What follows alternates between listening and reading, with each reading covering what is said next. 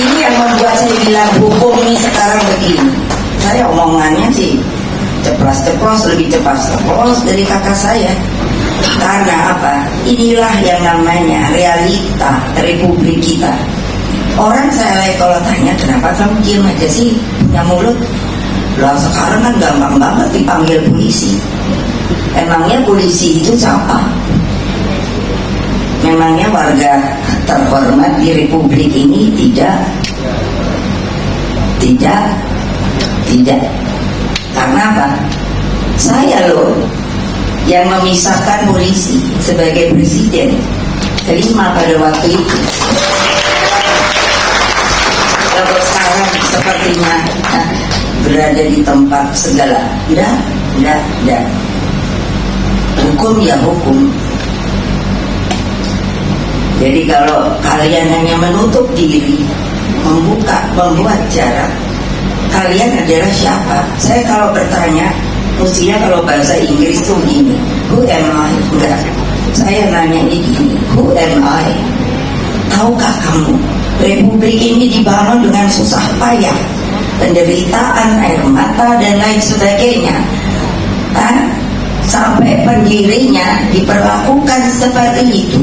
Tetapi karena begitu kuatnya yang namanya pada waktu itu Orde Baru, orang dibuat tutup mulut, tidak berani bicara. Padahal saya mengatakan, senang banget saya mengatakan, Satyam Eva Jayate, apa itu? Kebenaran itu pasti menang. Siapa yang berbicara? Buddha Gautama, bukan saya. Di dalam mencari kehidupan dia, akhirnya dia mempunyai sesanti Satyam Eva Jayate. Tapi sekarang apakah kalian tidak berpikir di manakah kebenaran sejati itu adalah di sini kita. Etika moral yang namanya dari bangsa kita itu sepertinya sudah mulai terkoyak-koyak. Orang tidak berani mengatakan kebenaran hanya karena kalau saya, kenapa kamu takut sih? Iya kan nanti panggil polisi langsung, tidak di ini lagi, sudah ditangkap ini. Bila kamu kan bisa bilang saya nggak salah. Apalagi kalau rakyat kecil. Tidakkah kalian punya perasaan? Makanya saya nanya who are you? Tapi dengan kata who am I?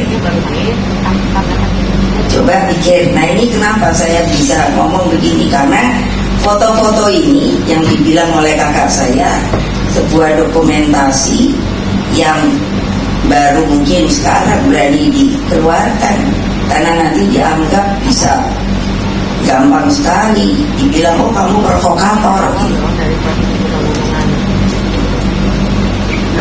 Coba kalau saya tanya pada ini sebagai pengawalnya Pak Geri, yang namanya ini prajurit atau apa, mereka kan hanya berbicara, siap ibu, kami harus turut perintah, kan pusing saya. Maksud saya, kamu manusia, perintah itu bisa salah, tapi kalau hakikat kemanusiaan yang ada di sini tidak akan bisa salah. Tidak akan bisa salah. Kan lihat, yang saya lihatkan semua ini ibu-ibu aja, mau tepuk tangan aja mungkin mikir, nanti kalau tepuk tangan ikut Ibu Mega. No, tidak perlu ikut saya, tapi perlu ikut hati nurani kemanusiaan. Kalau kalian adalah Pancasilais, kalau kalian adalah warga negara Indonesia, kalau enggak, please jangan tinggal di sini. Jadi Indonesia itu bukannya gampang, tapi sekarang sepertinya sejarah itu hanya dipotong, diturunkan tap ini. Lalu yang namanya sejarah itu hanya ketika zaman Orde Baru. Untuk ini supaya dicabut 57 tahun. Kalau beliau bilang 6 tahun, kalau saya hitung 6 bulan, saya hitung 7 bulan. Aduh, saya bilang keluarga kami sungguh luar biasa sabarnya. sabar banget. Loh, ketika saya presiden, apa saya nggak bisa gantian? Yang melakukan hal itu pada bapak saya, tapi never. Karena apa? Pancasilais.